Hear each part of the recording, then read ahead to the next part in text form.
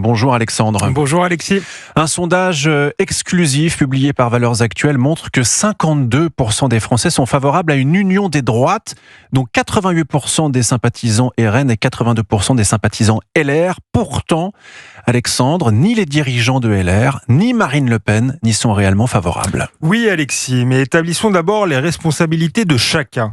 Il y a un an, lors des élections législatives de juin 2024, cette alliance aurait pu se faire. Si les chapeaux à plumes des Républicains avaient suivi Éric Ciotti, il est probable que la droite aurait gagné les élections et que LR aurait aujourd'hui une centaine de députés à l'Assemblée nationale.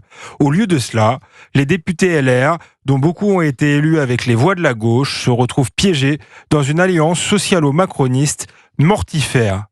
Dans l'hypothèse d'une nouvelle dissolution, Marine Le Pen n'a pas écarté une future alliance avec des élus extérieurs au RN pour constituer une majorité absolue à l'Assemblée. Cependant, il est vrai aussi que la chef de file du Parti nationaliste a toujours expliqué qu'elle n'était pas de droite. À l'union des droites, elle préfère l'union nationale. Alors comment expliquez-vous, Alexandre, ce positionnement ? Il me semble qu'il y a une différence sociologique et idéologique réelle entre le RN et la droite. Marine Le Pen a construit en partie son succès et celui du RN en s'adressant aux classes populaires. Elle a su conquérir des électeurs qui votaient traditionnellement à gauche, voire pour le Parti communiste.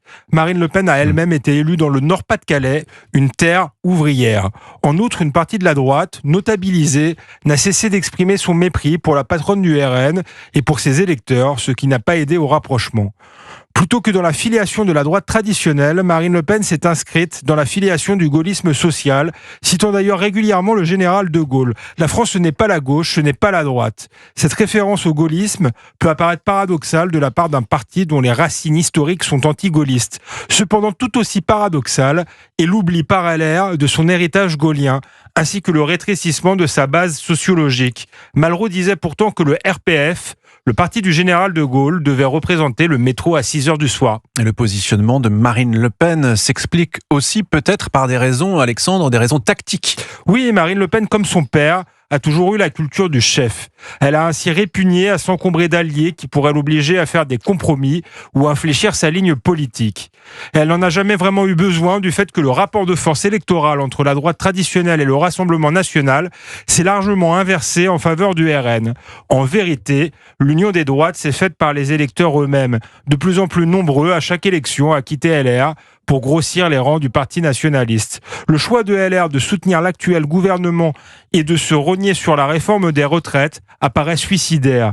Le plus probable est que les derniers électeurs des Républicains dégoûtés déchirent leurs cartes pour se tourner vers le Rassemblement national. Il n'y aura donc pas d'union des droites, car il n'y a aucun intérêt pour le RN à s'allier à un parti zombie dont il a aspiré les électeurs. Marine Le Pen devra attendre pour la dissolution, mais elle tient sa revanche sur une droite qu'il a trop souvent sous-estimée. Merci beaucoup Alexandre Devecchio, rédacteur en chef au Figaro Magazine. Votre édito à retrouver sur europe1.fr. À demain. Merci Alexis.